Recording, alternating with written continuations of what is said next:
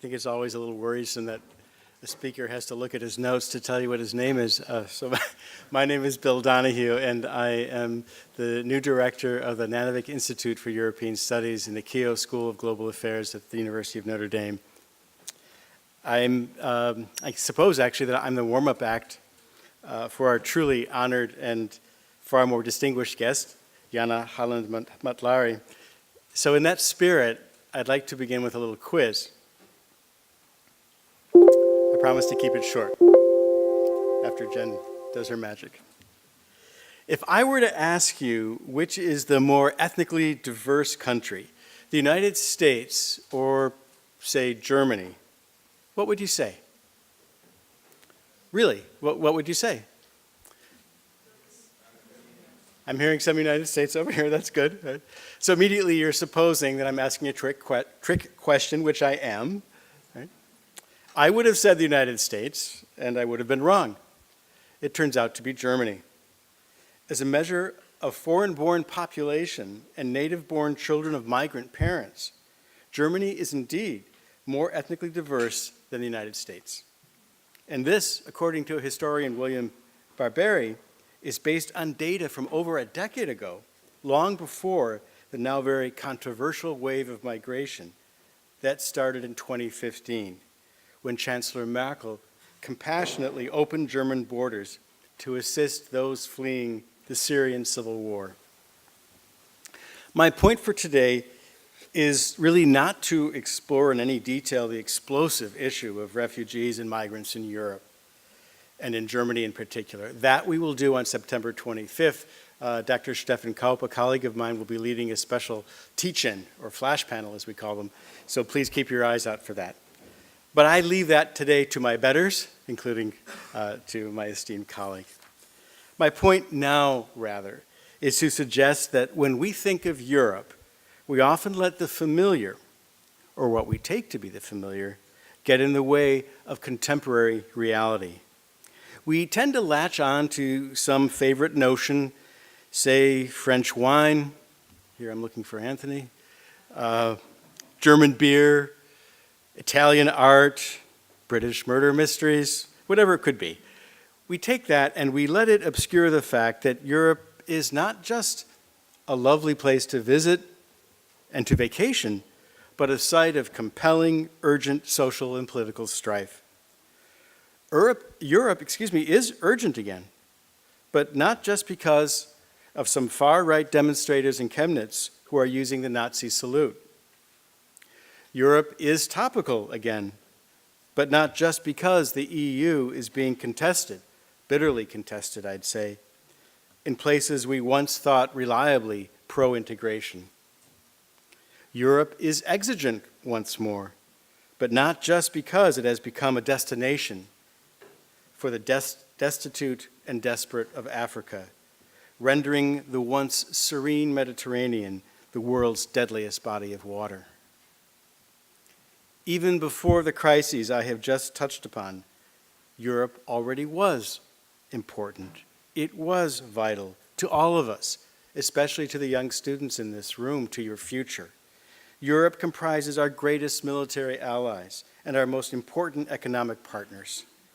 In science, technology, and the arts, in law, literature, and film, and in numerous other areas, Europe is home to most of this university's treasured partners: archives, museums, other universities, concert houses, theaters, historical sites, churches, synagogues, and mosques, galleries, laboratories, and libraries. It has been the genius of the Nanovic Institute, under the steady hand of Jim McAdams for the last 16 years, to recognize this dual mission. And Jim happens to be sitting in the second row right here, so why don't we just say thank you for that, Jim.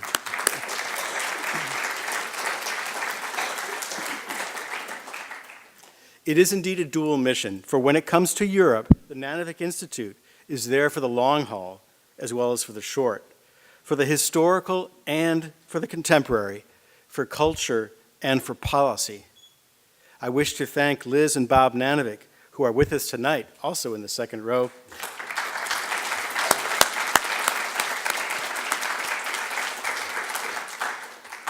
I wish to thank you for giving us this beautiful institute and above all for giving us this Nanovic forum, this opportunity tonight to host our distinguished guest. To introduce tonight's guest, I invite Professor Michael C. Desch to the podium. Mike is Professor of Political Science and Director of the Notre Dame International Security Center and the author, most recently, of Power and Military Effectiveness, The Fallacy of Democratic Triumphalism, which was published at the August Johns Hopkins University Press. Mike?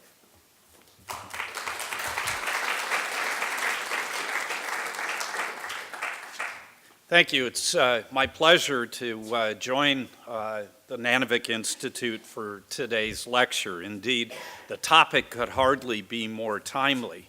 After the summer's NATO meeting and President Trump's Helsinki summit with Russian President Vladimir Putin, the strategic fault lines in the Atlantic community could not be more stark. Now, we might try to console ourselves that these are merely an artifact of a particular administration in Washington, but to do so would be to ignore evidence of these fault lines that goes back at least to the 1990s. Bill Clinton's Secretary of State, Madeleine Albright, famously lectured our European allies about America's indispensable role in the post-Cold War world.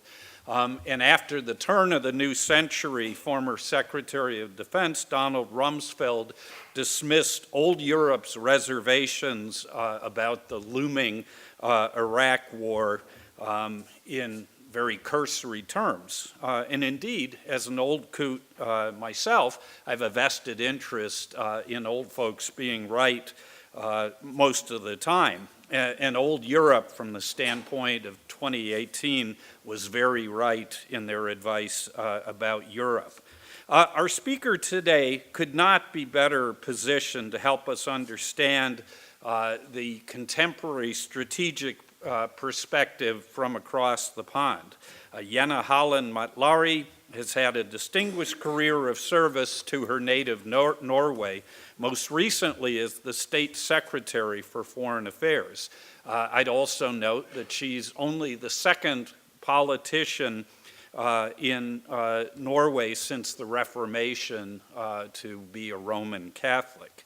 She's also a professor at the University of Oslo and at the Norwegian Defense College, and the author of numerous books, monographs, and articles on an absolutely broad range of different topics, from policy wonky stuff on NATO and Europe, to very learned and abstruse articles on ontological realism, which we probably won't get into in the talk today, but hopefully over dinner.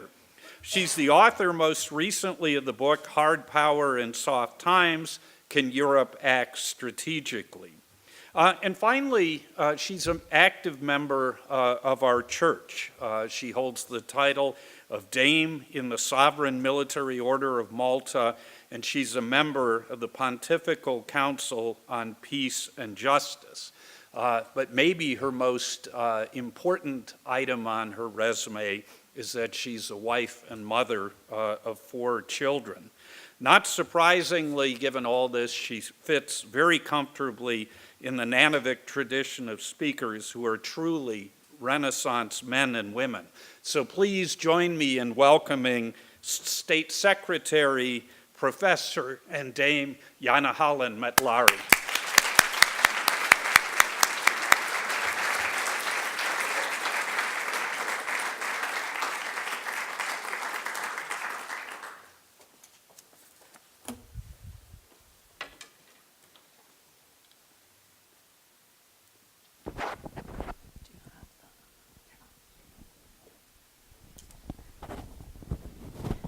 Well, ladies and gentlemen, I am supposed to say something.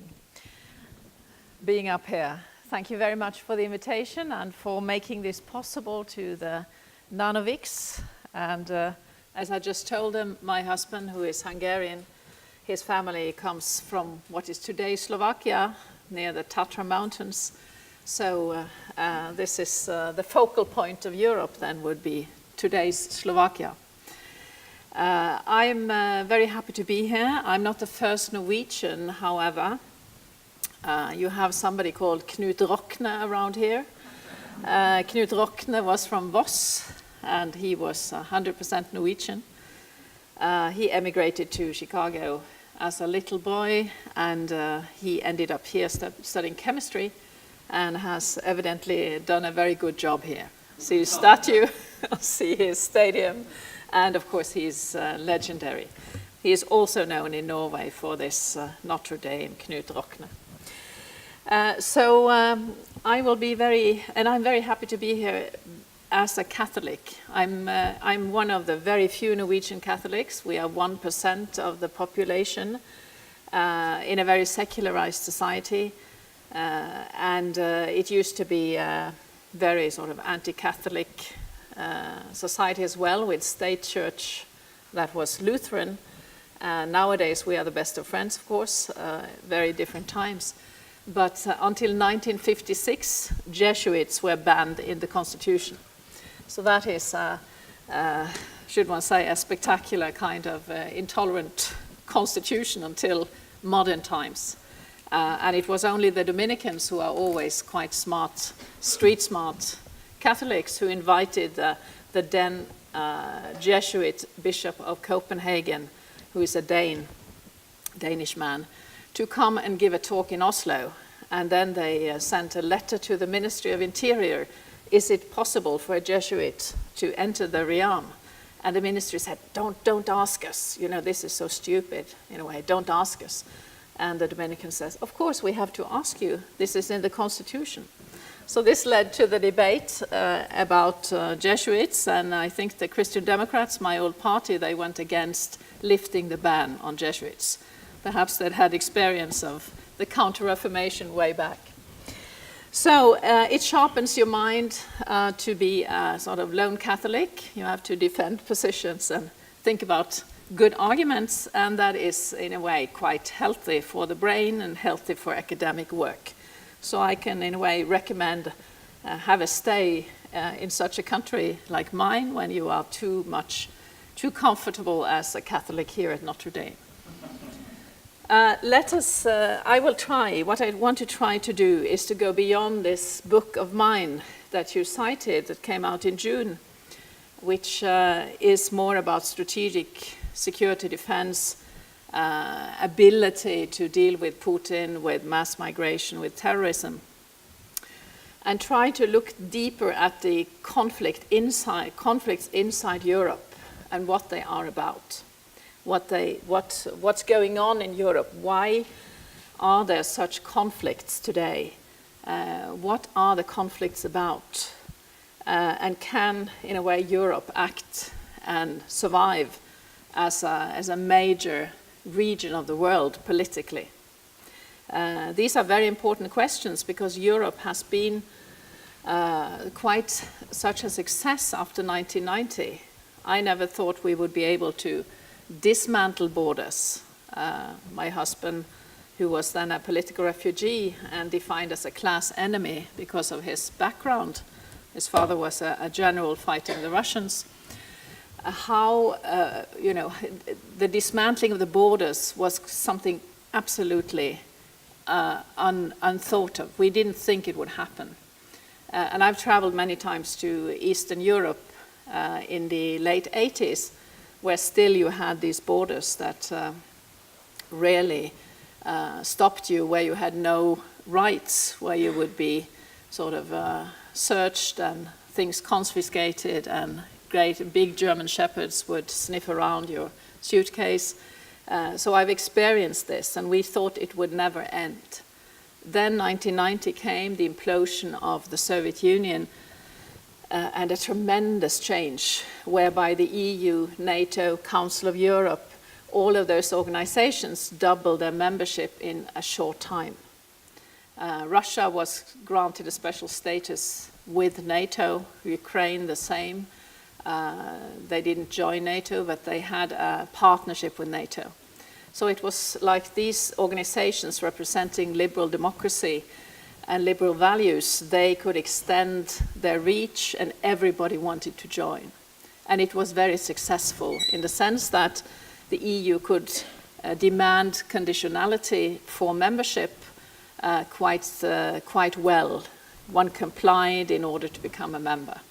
So this was conditionality in foreign policy, not hard power, not military, not police, but it was in a way using force, but it was dependent on your willingness to comply, to become a member.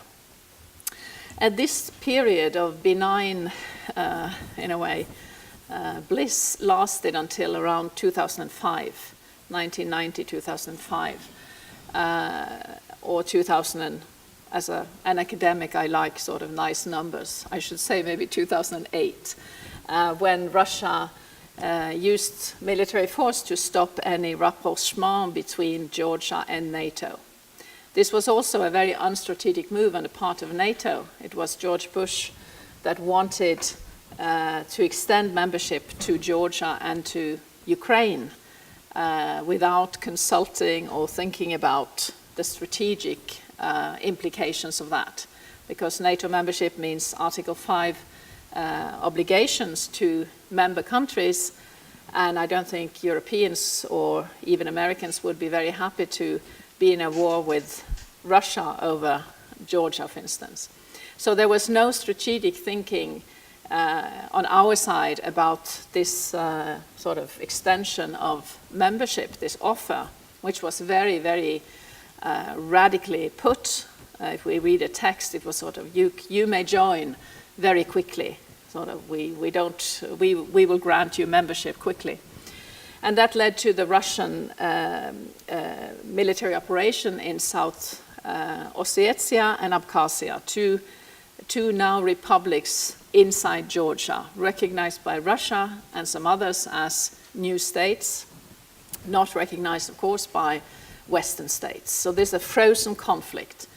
And then the same happened in 2015 in Crimea. So there is this is what I call Russian revisionism.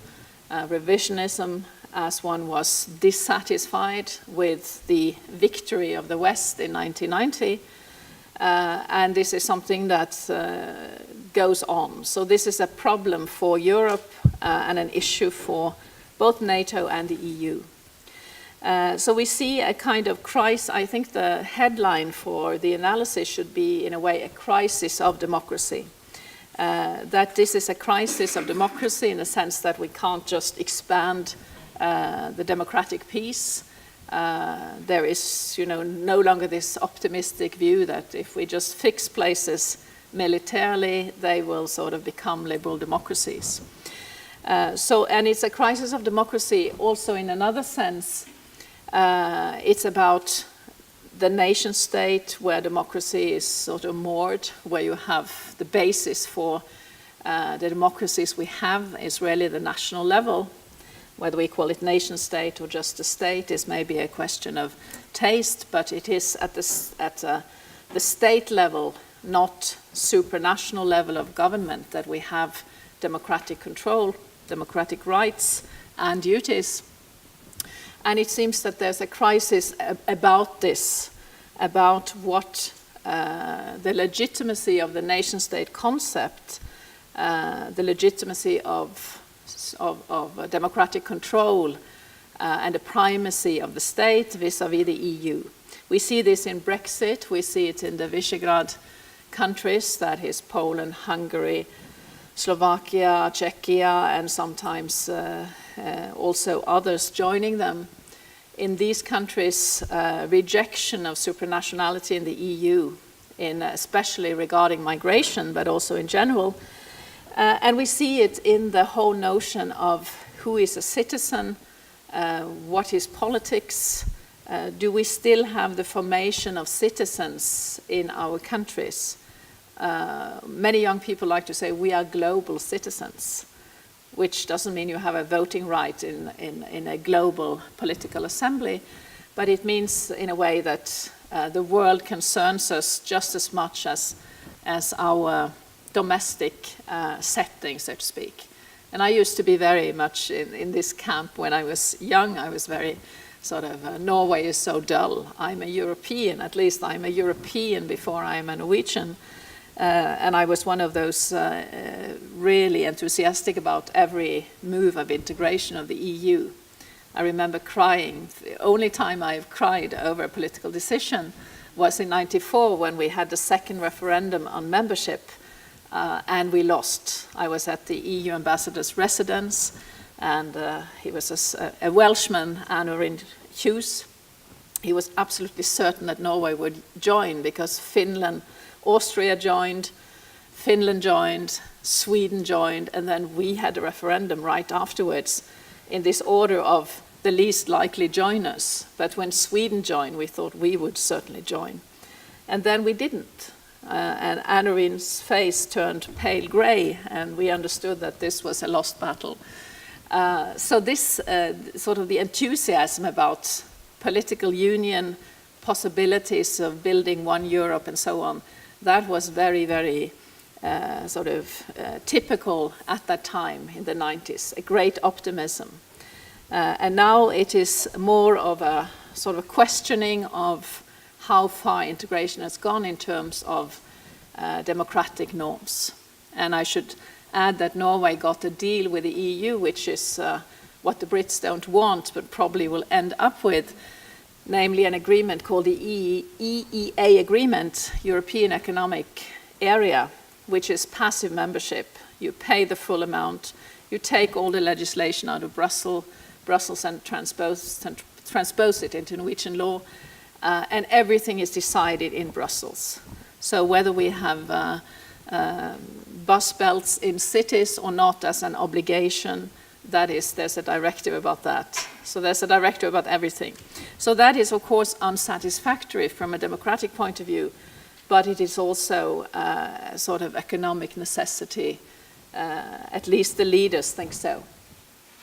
And if we don't have self-rule in a way, can we then expect to have active citizens who take responsibility, who form their political community, who participate?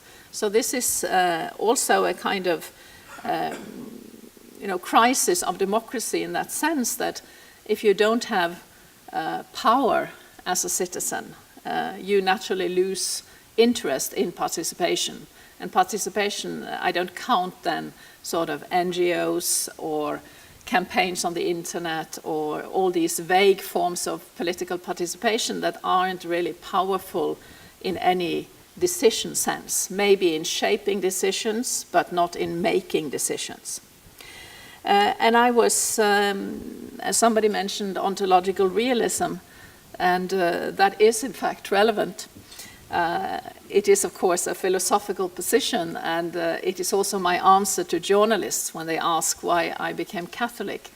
They will ask, why did you become Catholic? Sort of, this is like an absolute, sort of absolutely curious, they're absolutely curious about that. And I say, it's because I discovered ontological realism. And then there are no follow questions. But it is relevant because it has to do with the Western political heritage.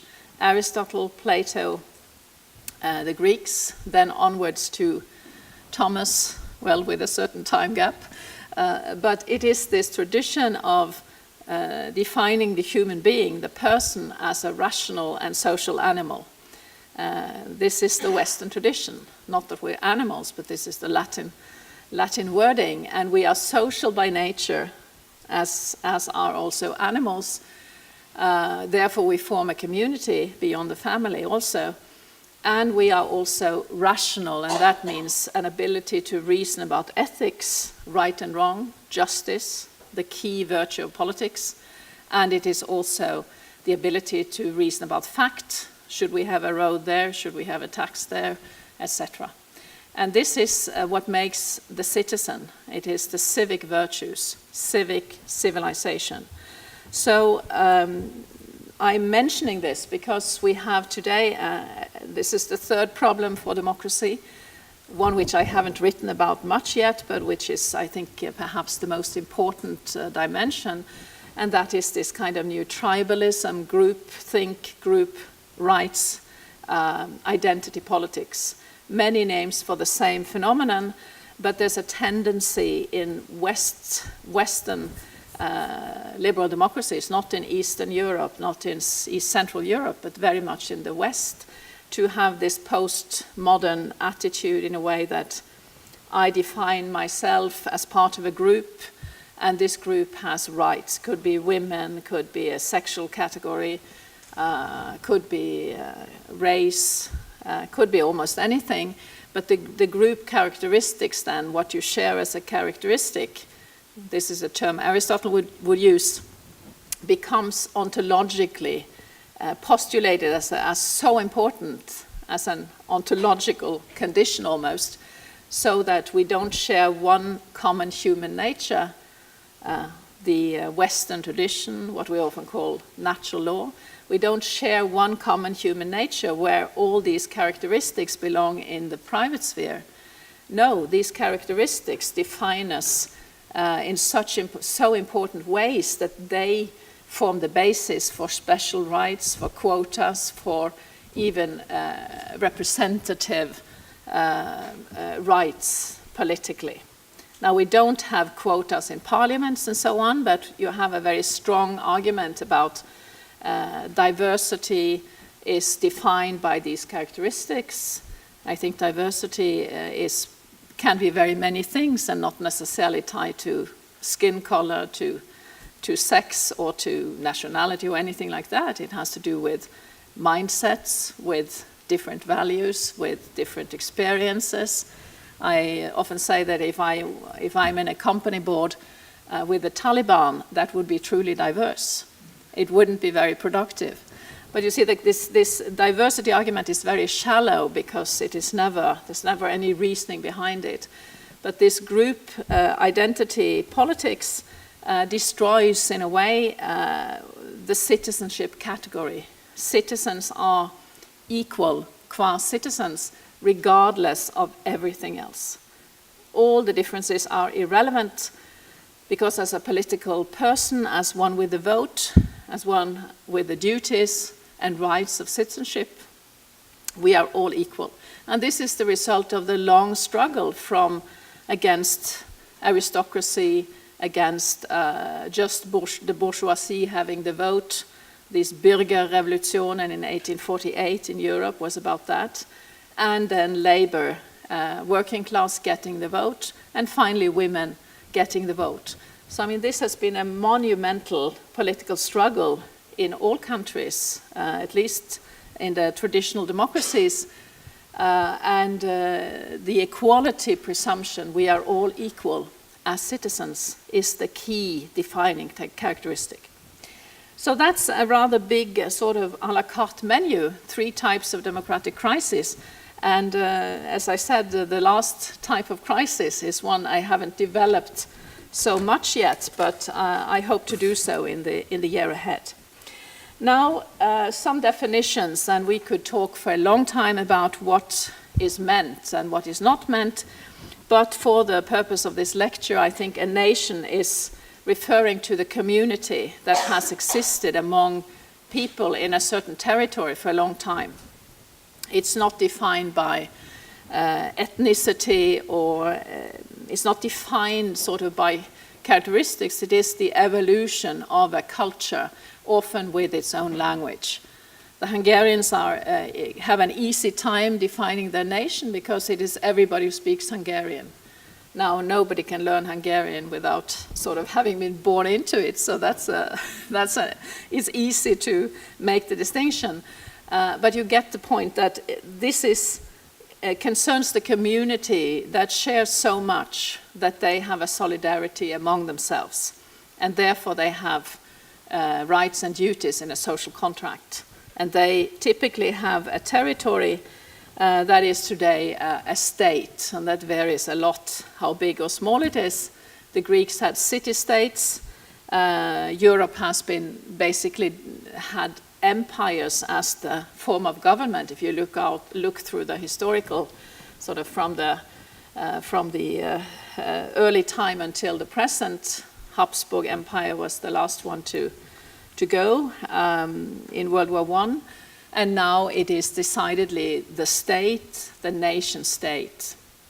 Yet states have multi-ethnicity and multi-religiousness about them. And here one could also mention the Habsburg Empire as being the prime example of being a multi empire. So that is, in a way, that there is a community that that is where the members recognize that they belong together in a certain way. They have so much together that they're willing to pay, as I do, 50% of taxes of my income, and they are willing to die for this community. Typically patriotism, la patrie, is this community. In conscription, we have conscription. Sweden just reintroduced it. Other countries, Finland has it. Other countries have conscription, and it is a real thing. If there's a military conflict, people there will be fallen, and they do not fall for you, and they fall for the community, which is formally the nation state. In Norway, it is king and country. So this is where we have democracy.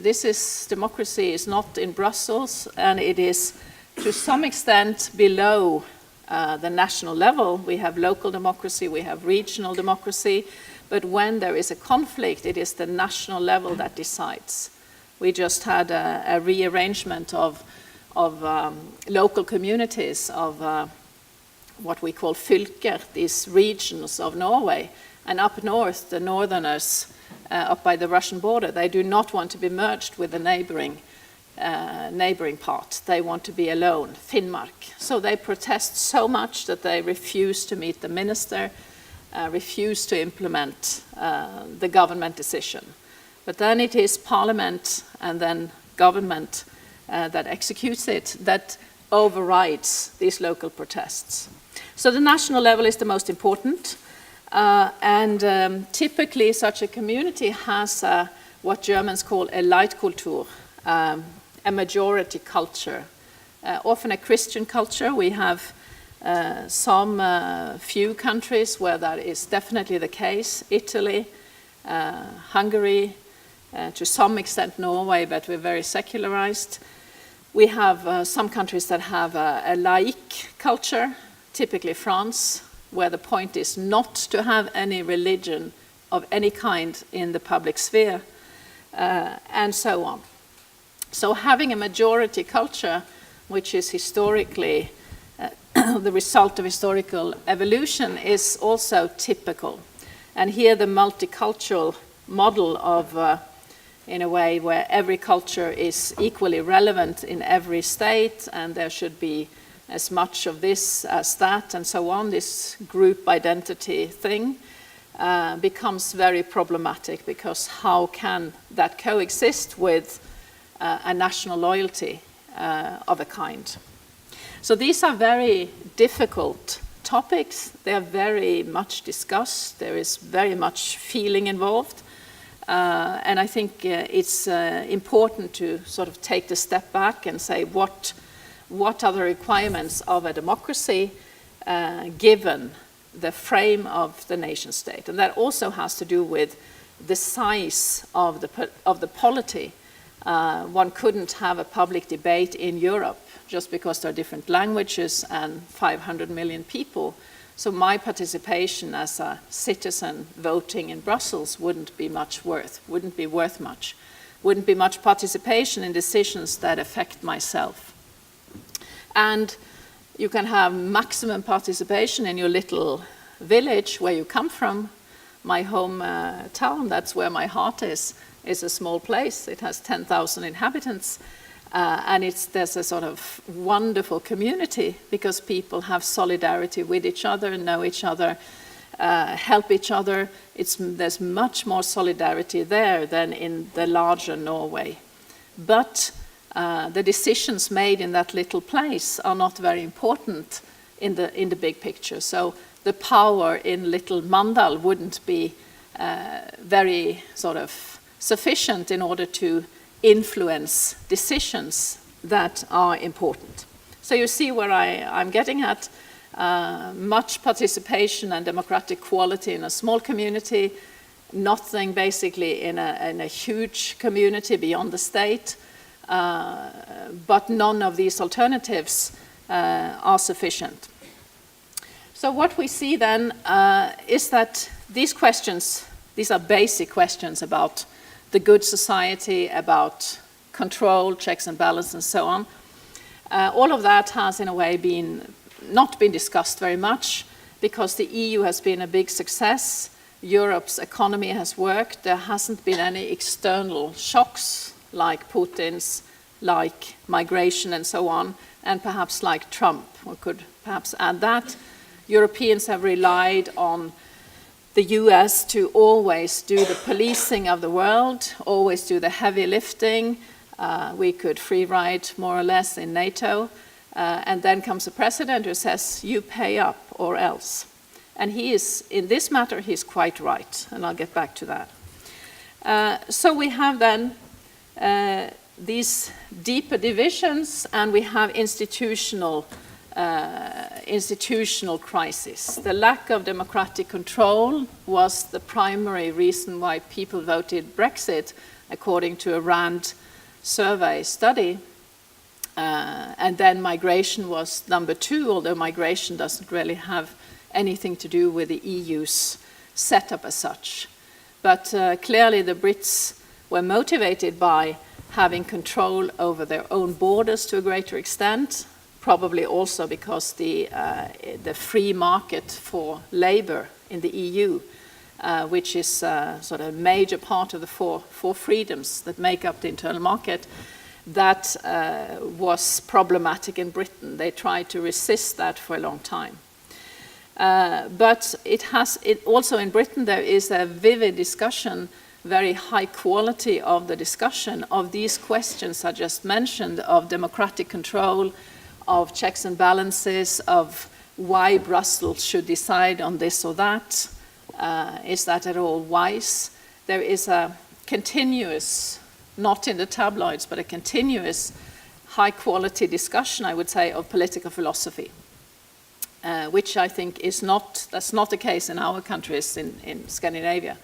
Sort of, this is like democracy has been won once and for all.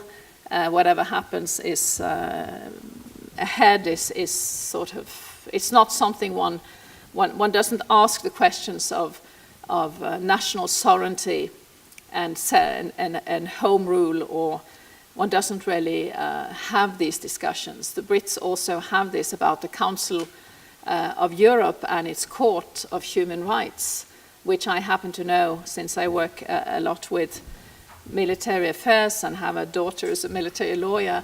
I happen to know that the court in Strasbourg has passed some judgments that are really contrary to the Geneva Conventions, sort of putting the Geneva Conventions by the wayside and saying human rights at large must obtain in the battlefield, thereby saying we have the battlefield just as if it were a civilian situation, a peace situation, a civil situation.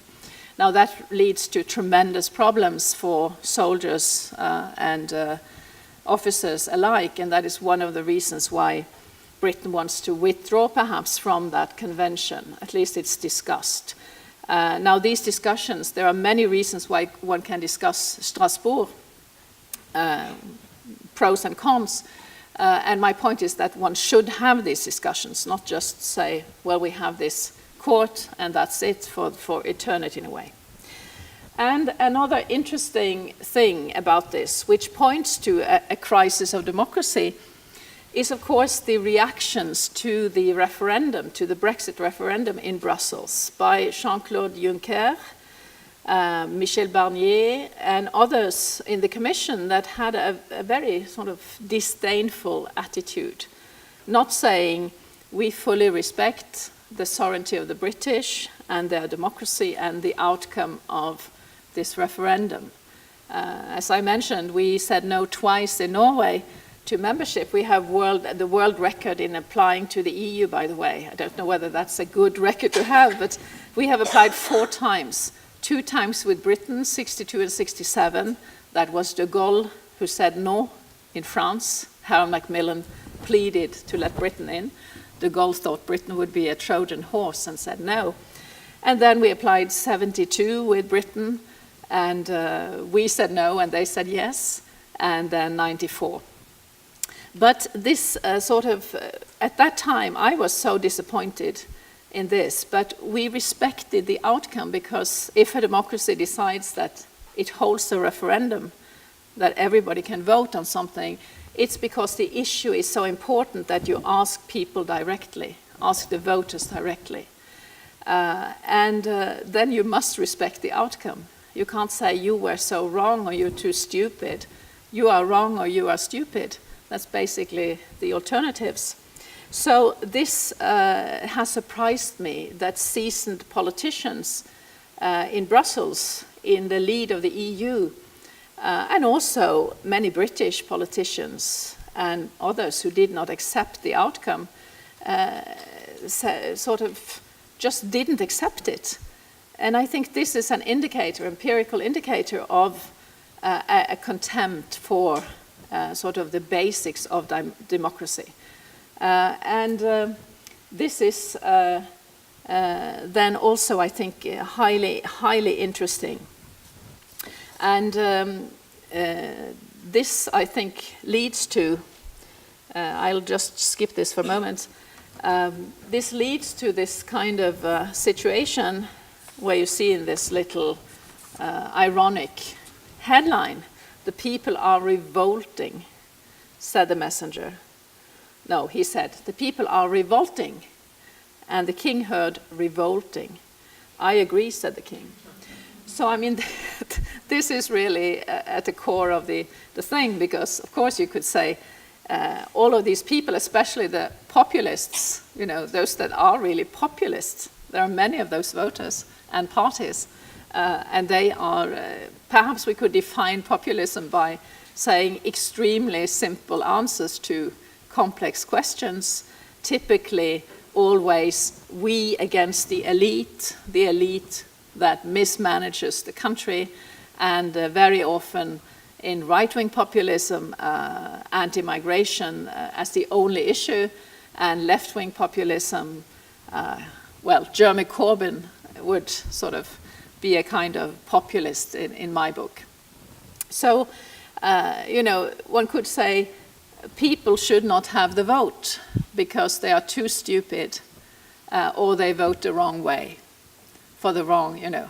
And just consider that if you think people are too stupid to have the vote. Could read, for instance, John Stuart Mill on Liberty, where he writes about this. This is, of course, before women have the vote, before the labor classes have the vote. Only few people had a vote with sort of high income and education. And he writes about this sort of how rational must you be to have this privilege of voting. How much education should you have in order to be allowed to vote? Nobody seriously would take away the vote sort of after an IQ test today. But the implication of sort of the often, I would say, elite reaction to what they would also very easily label populist parties is to is in a way that these people shouldn't have the suffrage. So this is, you know, there's a real issue of democracy and influence, recall, checks and balances, and there is also a real issue of populist voting in Europe, which easily turns into racism, xenophobia, and so on. And these have to do, of course, with a democracy problem. And there is, I think one can show empirically that the EU leadership is not only one interview, it's not only one tweet or something like that, it's sort of a consistent attitude that, you know, the Brits did the wrong thing, they voted, it was a mistake, this outcome, they ought to sort of have a second referendum, or they should be punished for this leaving the EU, as if the EU has become a new political form replacing the nation state, or replacing the state as the seat of government. And that, so the seat of sovereignty. And that's a serious thing, because sovereignty belongs in the state system at the national level. Sovereignty belongs to states by virtue of mutual recognition. That's how you become a state. Other states recognize you, enough other states to get you through the UN Security Council and General Assembly. And that's when you are a state. Kosovo is not a state because it's not recognized by more than the Western states. Abkhazia, South Ossetia, not states. So the EU has not replaced state sovereignty, yet it now has much more political power at a supranational level compared to the time before 2010. The Lisbon Treaty confers 50% of the decision-making power over laws to the European Parliament. European Parliament, in its turn, is an unrepresentative assembly in the sense that those elected to the EP, European Parliament, do not represent voters ideologically in party programs, but only a general European idea. And it's a sort of quite scandalous parliament in some ways, because it's sort of anybody's guess what's going to happen there. And it can come up with good ideas. It has splendid hearings, for instance. It's not responsible, so it can do like we academics often do, launch new ideas.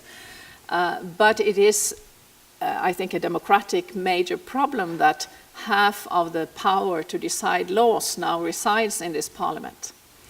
And we have also the European Court of Justice in Luxembourg, which had jurisdiction over the internal market.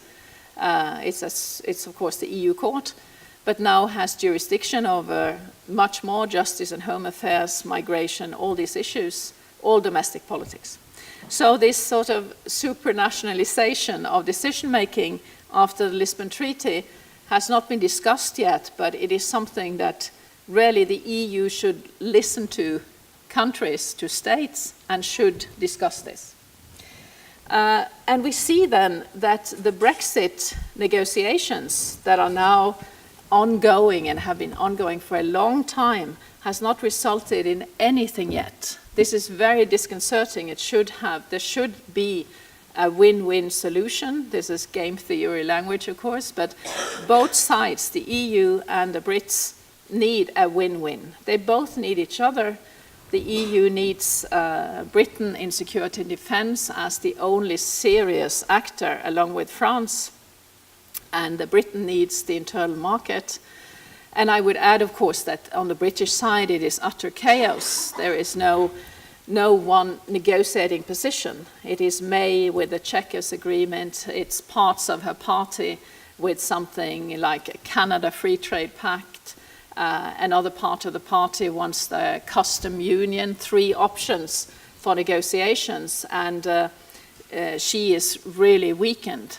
Of course, this is the case, but I think it is very interesting that the EU doesn't, in a way, help along. We have a theory called two-level games in political science. It's an old sort of metaphor from 1988. Robert Putnam, who wrote about this, when you are extremely weak, your hand is so weak, Theresa May, that you must have an agreement or else you will fall at home. Then he writes that then you are strong. It's almost biblical. When you're weak, you're strong, because then the EU Commission or the international party that you negotiate with will have to grant you something in order to keep you standing, keep you alive. So I would have thought that the EU would not, instead of playing hardball to this extent, would be much more interested in finding something that would keep May in government and not maybe a new election with Jeremy Corbyn, who is a really old-fashioned left-wing socialist of this of the kind that really are seen anymore. this would be much worse for the EU. So it's not rational, but still it's this, we will not give an inch on the internal market, and the British must realize this, and so on. So this is coupled with this disdain for the British referendum, says something about the inability of at least the EU, but also perhaps on the British side, the inability to get together, act rationally, think strategically, be able to find solutions. Because I mean, this is not World War III. This is not like Cold War, World War II, or I. It's not this kind of crisis. It's something manageable. And we have the same kind of conflict going on with the Visegrad countries. Visegrad is a kingly town in Hungary by the Danube. It is where the Hungarian kings were crowned before Habsburg had them crowned in Bratislava, Pozsony, or Pressburg. And this is the name given to these countries that cooperate. And here we see also a conflict that has gone to the level of European court sentencing Poland and Hungary to take migrant quotas. These two countries saying never, will not happen. This is what we decide. Migration is what we decide who will become members of our political community. And here it stands, the EU having made a quota decision by majority voting after Germany let in many migrants and refugees, and these countries saying no. And these countries used to be the sort of odd man out, sort of the Prügelknabe for a long time, but now they have been joined and supported by Austria, by Italy, by Denmark, and Britain, which is leaving, but which also says migration must be decided at the national level. And I think this migration issue, which was mentioned in the introduction here, is one that is of surprising importance in Europe. We have few migrants and refugees coming now, very few, because one has agreements with two countries that aren't quite liberal democratic, namely Turkey and Libya. But migration has turned out to be the triggering conflict for all these questions that I have mentioned regarding democracy also. Who will be allowed in to be a member of our political community? What should a nation demand of the newcomers? You have a system of allegiance to the flag and so on. In Europe, there has been almost none of that. So the multicultural model that anything goes, you can just come and we don't demand anything of you, that is now quickly abandoned for something resembling more of the American model. So what is the nation? What is the role of Christianity, if any, etc.? And also security, terrorism, borders, and the economic question that is now looming larger and larger, the welfare state. We have, of course, paying so much tax. We have large welfare state benefits naturally in the social contract. This is not sustainable in the long run. And I just looked at some statistics. Somalis in Norway do not work, 5% work, against 70% of native Norwegians. I think Somalis in the US work. Everybody who comes here has to work. So there is a particular problem with the European welfare state that it's easy not to work and receive benefits. So all these questions are now immediately in the debate when we have the migration issue. And I would underline the importance of this by mentioning Sweden and Sweden's election on Sunday this week. In Sweden, there's a right-wing populist party, the Sweden Democrats, that used to be neo-Nazi, fringe, absolutely unimportant party 20 years back. They have gotten rid of all the neo-Nazi and Nazi and all these bad elements. But they are a party of only one issue, namely migration. They have now ascended to second place in the polls before the Conservatives, right after the Social Democrats. Social Democrats go down, the Sweden Democrats goes up, attracting voters in working class, typically labor areas where migrants can afford to move in. And in Sweden, it is true that you have a real problem of no-go zones where the police will not go, where you have already mob rule to a gangster type of gang rule, I guess it is. So this is a really big shock for the Swedes, and this is for the rest of us. So this is a sort of, nobody anticipated any problems, and here they are present. So security, and of course one can exaggerate this, and many do, and one can downplay the real problems, and many do. So the narratives are wildly conflicting, naturally. So this is the migration issue, sort of triggers all these debates, and truly there are experiences of the uncontrolled influx in 2015, which was really the shock to all of Europe, and debates about, typically between the multiculturalists and the more traditionalists, about can we have a majority culture, a light culture? Can it be a Christian one? There was a famous case in the European Court of Human Rights some years ago about Italy, where Joseph Weiler was the lawyer for the not opposition, but the Italians who lost in the lower chamber. And this is an interesting case. It was a Finnish mother with 2 children in a school in Italy. In that school, there's a crucifix on every wall. This is like here in Notre Dame.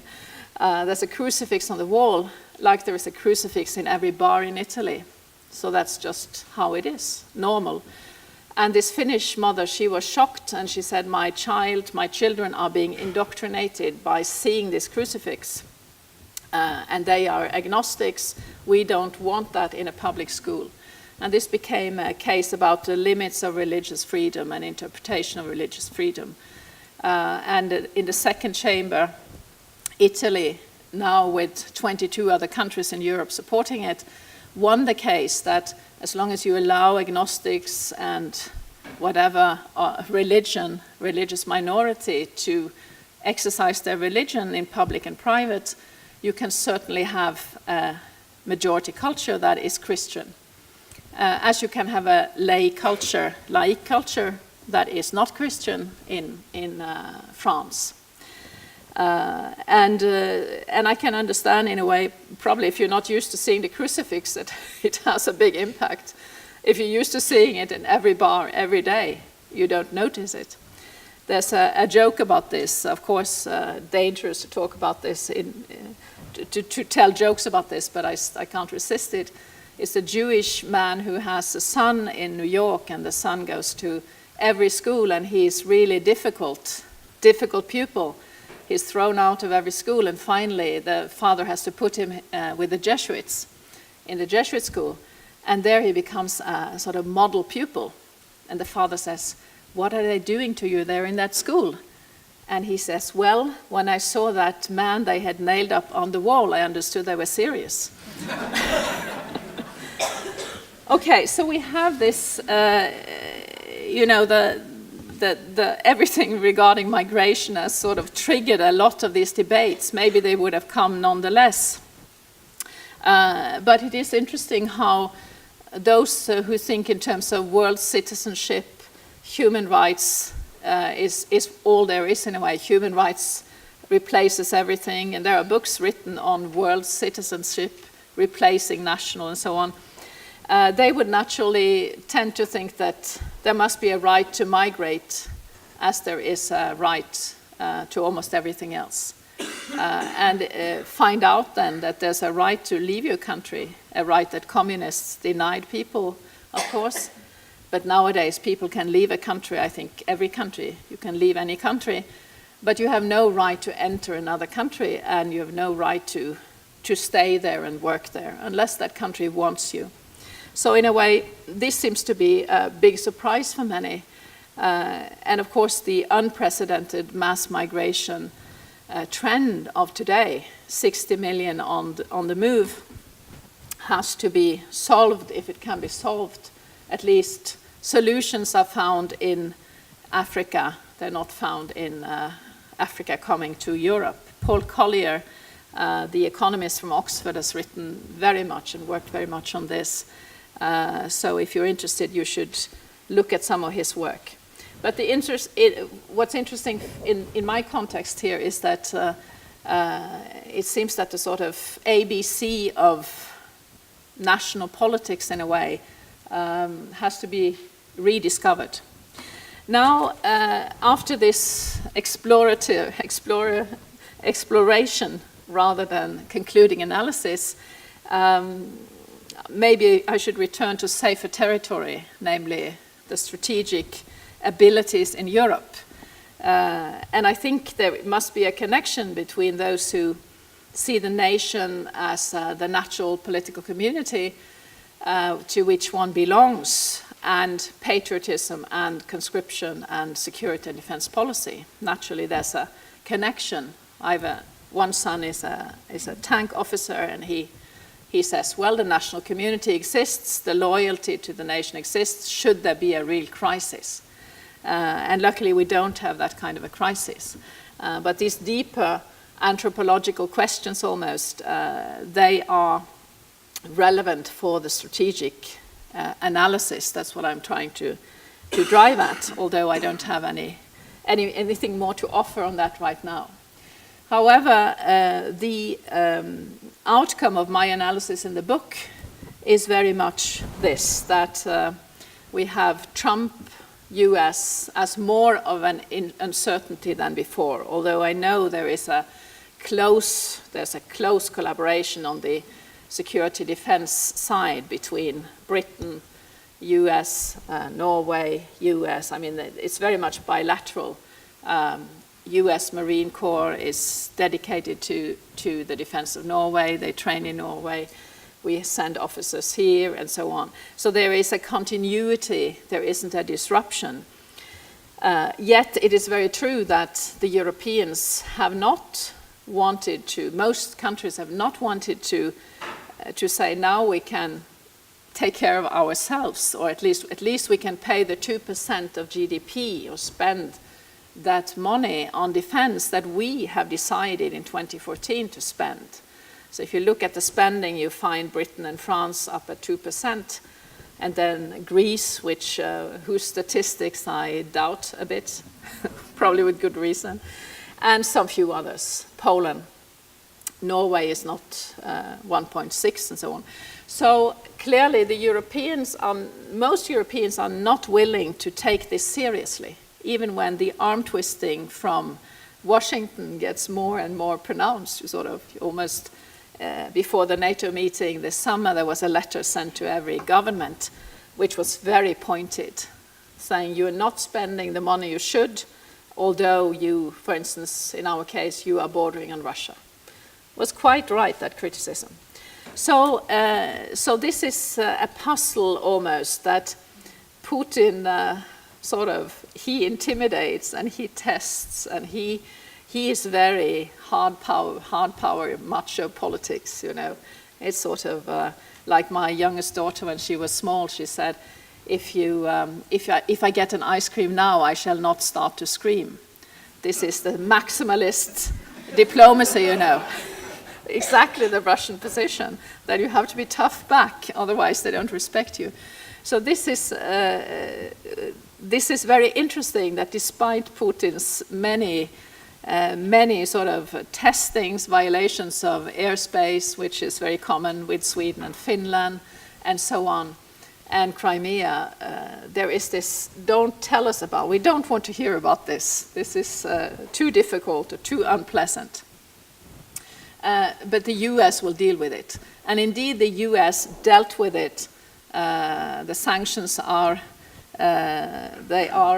Obama's initiative, and of course continued now and strengthened now. The sanctions in the EU are the result of American pressure.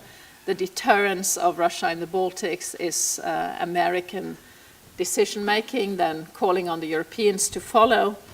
And the only leading actor in Europe, I would say, is Britain in this respect, which now has formed something called a Joint Expeditionary Force, a brigade, rapid deployment brigade, where the Nordics, Poles, Baltics, Dutch are members.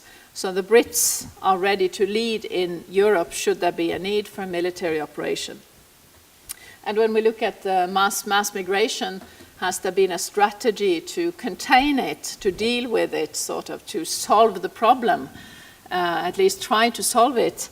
There it is very clear that EU statements, now we will control the Schengen border. The latest statement was from the June meeting where Merkel's future was uncertain.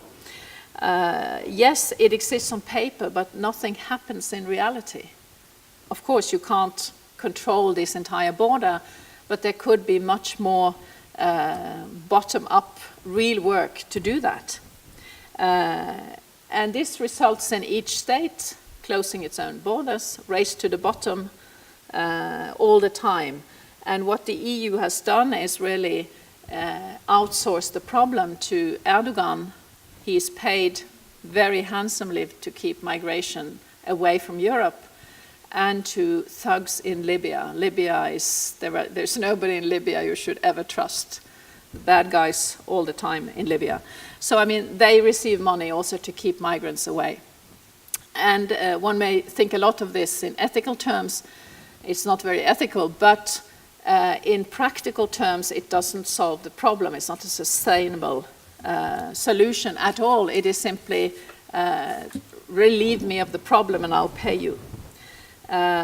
So, in a way, this is the so conclusions to this, and clearly, I think that in the long term, now of course I can predict a bit, being a political scientist. It's not very scientific, but it's the result of some thinking at least.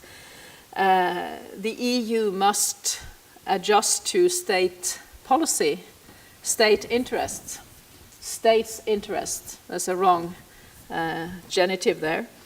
And I think a treaty reform, reduction of the role of the European Parliament, these will be demanded by states. Then the EU Commission is serving the states in the end.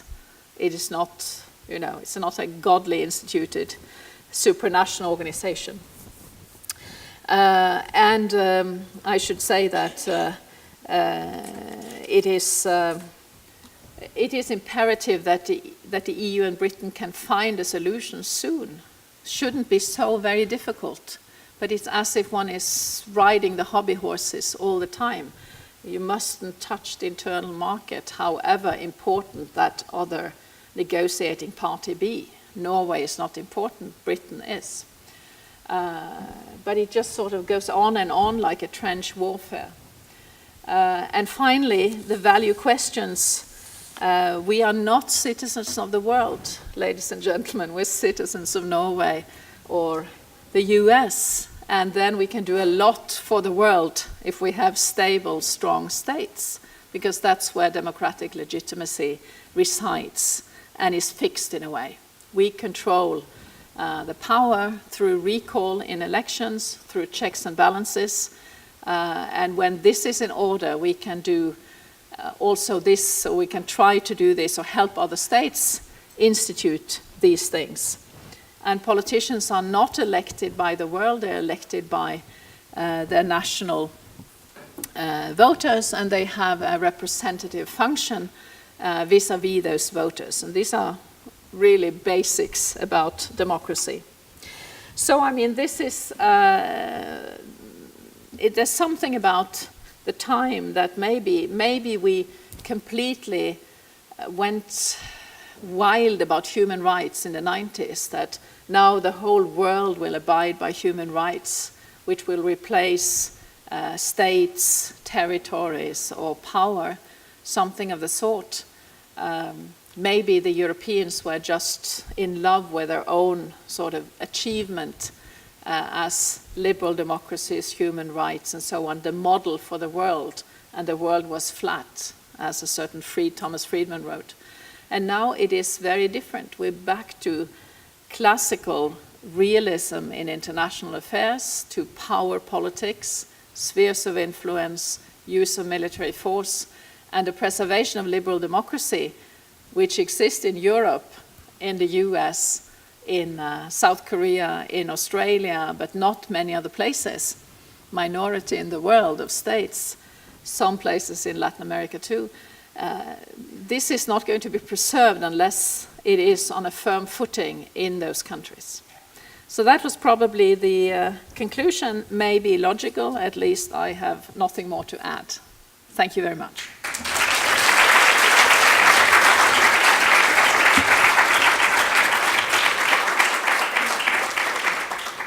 Professor Matláry has agreed to take a few questions. We have about 15 minutes of time remaining, and it's an iron rule of the Nanovic Institute that the first question is always asked by an undergraduate. That's to keep the faculty from hogging the microphone. So if you'd like, if you're an undergraduate and you'd like to ask a question, we have a microphone on the right side of the stage or the left side. So some undergraduates should come up, or the faculty is going to grab the microphone. Sounds very democratic. Yeah. Okay, going once, going twice. The floor is open to the entire audience. Please. We have microphones on. Yeah. Please.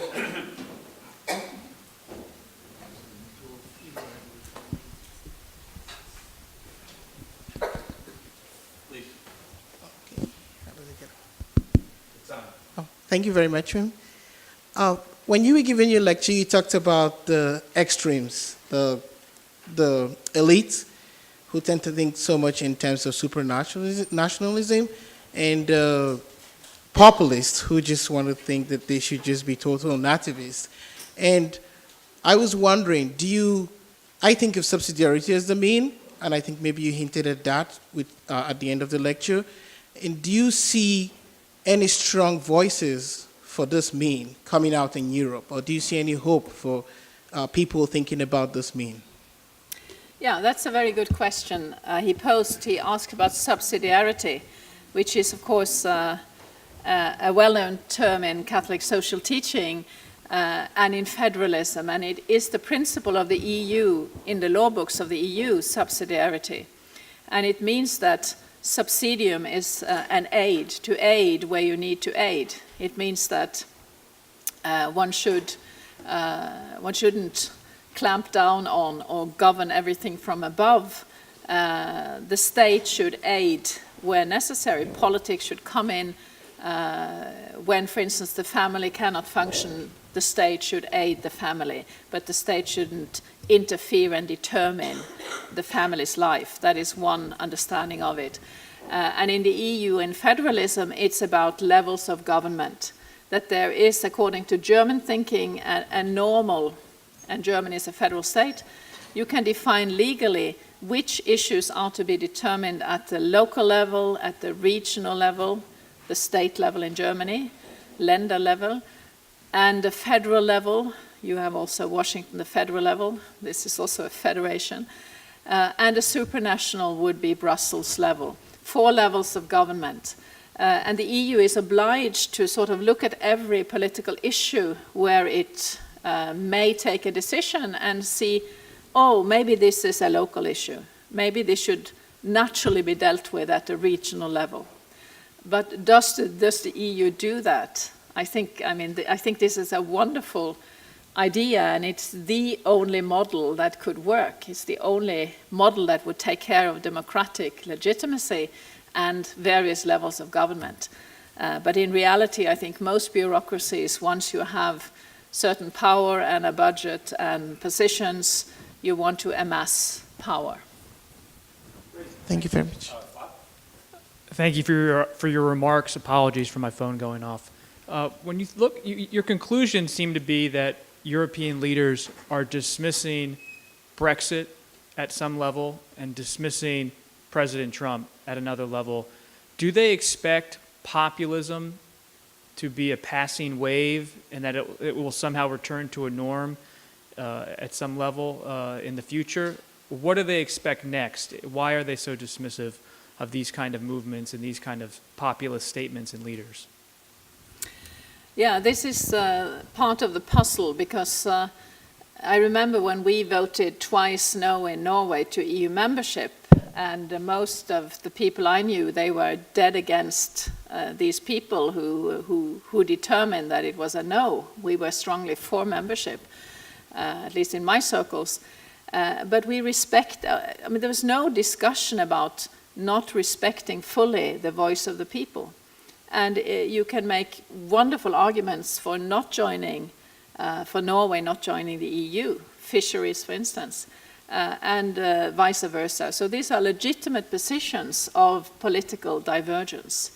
And that's why there's something wrong in a way with democracy if one does not accept an outcome of that procedure, even if one dislikes the outcome. So that has surprised me very much.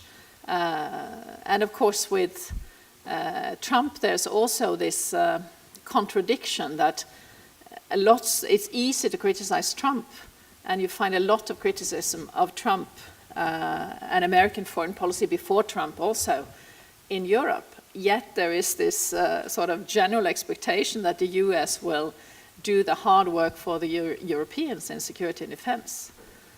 And some say, well, the US should, that's in their self-interest, but that's a fairly weak argument if you're totally reliant on the US. So, I mean, if you don't like the US, then why, and criticize the US very much, why would you want to accept to have a security guarantee from the US? Why should they provide it? So, but that's a altogether different question. I think there is little leadership when one doesn't sort of see that all these voters, let's say in Sweden, who vote for the Sweden Democrats, they are not crazy populist types. They are usually former Labour voters who are so concerned about their own local community, concerned about security and so on, and may be motivated also by fear.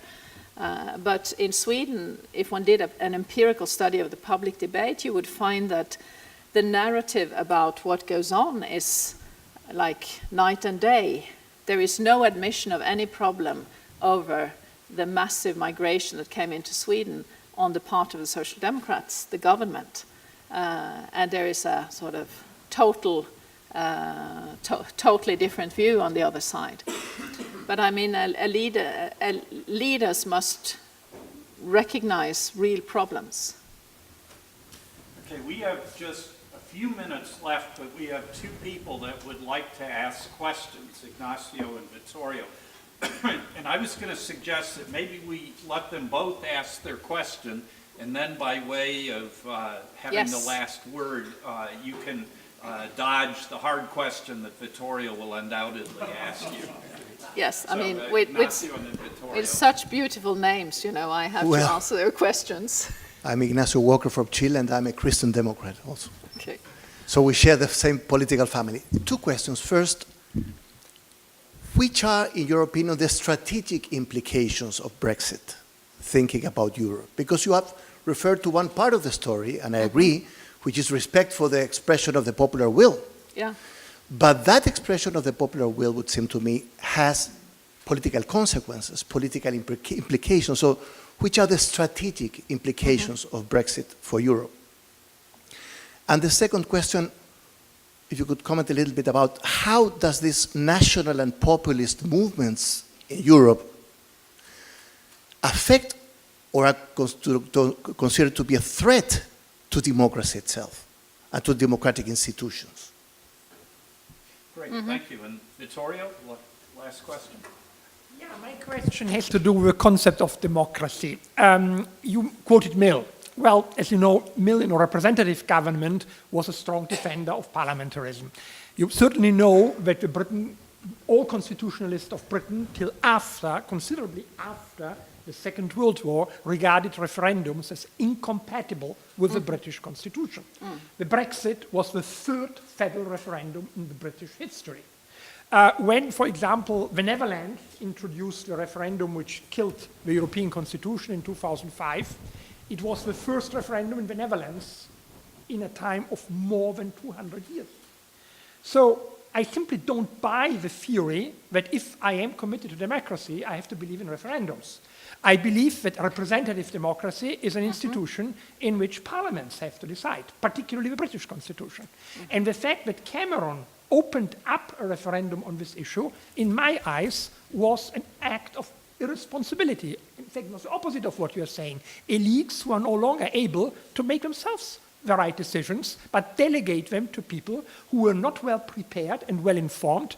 And in parliaments, for example, there are always several debates. Most democracies of the world have a bicameral system because they want momentous decision to be discussed by different organs. Here we give the decision to one single moment, and at least I think it's completely reasonable to say if people are not happy with what will the bargain, they should have a second referendum and decide whether they want to have it or not. I don't see what this has, why this should be undemocratic. And second point, I also think that while, of course, we have to respect democratic elections, I can still say it was a stupid election. Respect for democracy doesn't oblige me to admire a democratic decision. When Hitler was appointed Chancellor of Germany, it was the right democratic thing to do because the National Socialist Party had 45% of the vote. And according to all the standards of semi-presidential democracies, Hindenburg had not a legal but a more or less political duty to appoint the leader of the leading party, Chancellor of Germany. So am I now obliged to say that it was the right choice that the Germans voted 45% for Hitler, even if it clearly was democratically legitimized? Oh, you have the benefit of the hindsight. Well, these are Those are four very big questions. And I think Bill Donahue, the director of Nanovic, is going to have to take out another hour lease on this room. Let me try very short answers. I can't leave those questions. They're so good. On the strategic implications, depending upon how wide you cast the net of strategy, clearly it's a lose-lose. It's not a win-win now. And if there's a hard Brexit, I expect intelligence cooperation to just go on as it does. It's on a trust basis with other countries. Has nothing to do with the EU, basically. Security and defense continues also on bilateral, trilateral basis. We have a book coming out with colleagues in Oxford now in a month's time entitled The United Kingdom's Defense After Brexit, examining partnerships and so on. And to that must be added that the EU's so-called security and defense is basically very, very shallow. There isn't much in it. It is, there isn't much that is lost in a way by not being there for Britain. But of course in international affairs, well, the French dream of an EU that is a regional power, hard and soft power, de Gaulle's vision of the EU would be sort of impossible without Britain being in the EU. But maybe there are many sides to this, but I don't think there are dramatic consequences strategically for Britain, certainly not in security and defense. Then the populism as a threat to democracy. Now I can't really remember how you phrased the question, so I'll duck it. Victorious referenda. Well, you don't have to like the outcomes, but you have to respect the procedure once the procedure is chosen to be used. And I agree fully that representative government is much better in almost every case. But sometimes politicians decide that this must be a referendum. And there is a good case to be made for a referendum for something very important. I don't think any European country could not have a referendum on, let's say, NATO membership, and certainly not on EU membership. If you want to join, then you will always have a referendum, even if these drawbacks are clear. And on all treaty revisions, there are many referenda on treaty revisions, and they are, of course, quite awful. The Danes had a referendum on the Maastricht Treaty, and the treaty itself was sent to every household in Denmark in 1992. You know, try to read a legal treaty, and you, even as a political scientist, you know, I have to ask my daughter, who is an international lawyer, how should this be understood? And of course the lawyers will say only EU lawyers can read an EU treaty. So this is a problem, and of course the people will sometimes make mistakes in the voting. Here's one example for you. You can use it to show how stupid referenda are.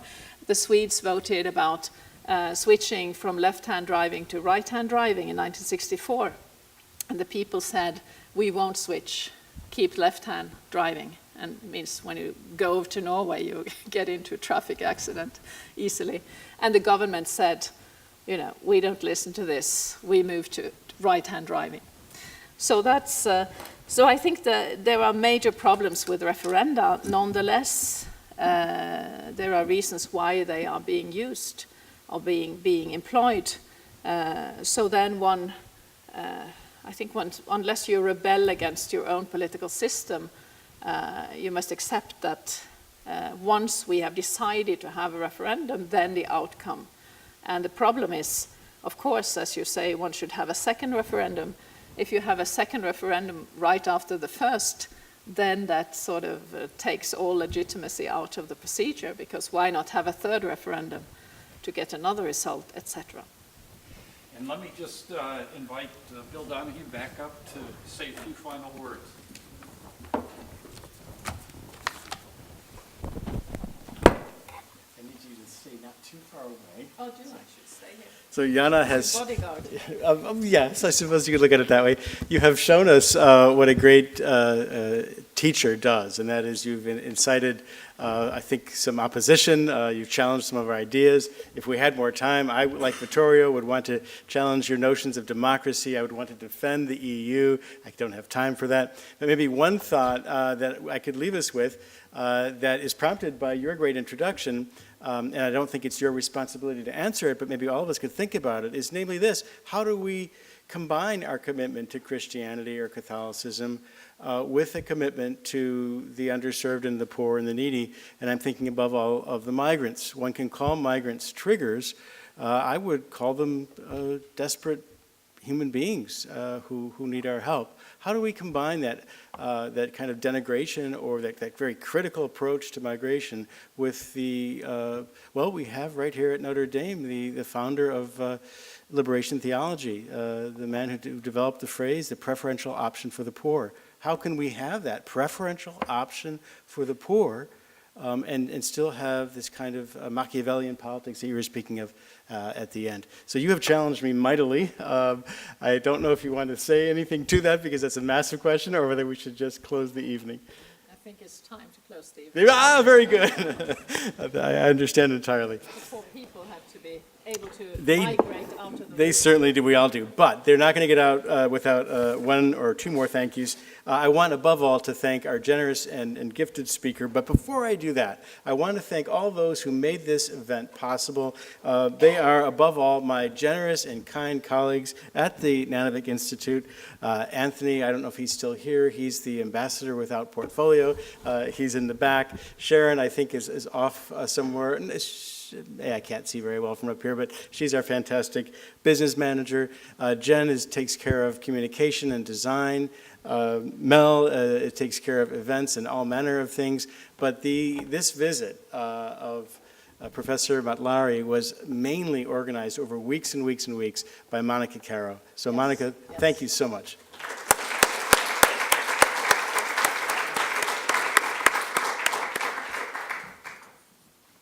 Now, have you all heard the joke about prayer in public schools? As long as there are math tests in public schools, there will always be prayer in public schools. So my thought is this: given the daunting questions and debates that you've given us to think about tonight, we should not exclude the power of prayer to attack or approach some of these problems. In that vein, we have selected for you. Whoopsie-daisy. A very special gift, at least I think it's special. It is a rosary that has the dome on the medallion, and it was blessed by our own Father John Jenkins, and we'd like you to have it. Oh, thank you very much. Thank you so much. And I'm very lazy in terms of praying the rosary, so this was a very good gift. Thank you. Excellent. Thank you all for coming.